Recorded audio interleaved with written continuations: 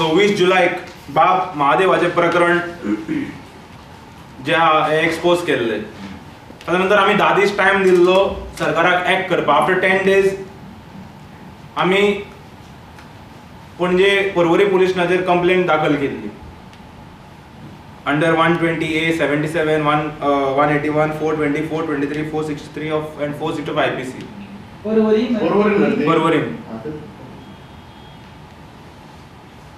13 ऑगस्टाक आम्ही केस कोर्टा पर्यंत पावयल्ली आसा.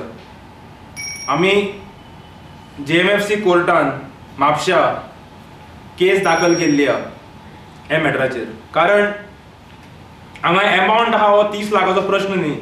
तो 30 लाख आसूं 3 रुपया आसूं किंवा 3 कोटी आसूं, फ्रॉड जे जाला इज अ फ्रॉड.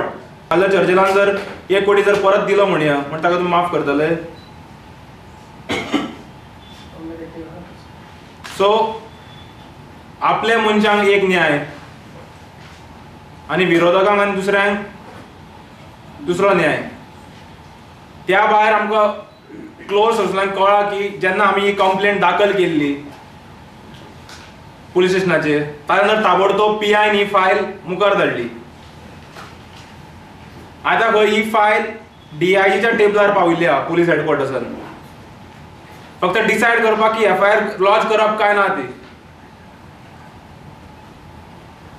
जर एक गोंयचे आमचे बारीक नागरीक जर स्टेशनार वता,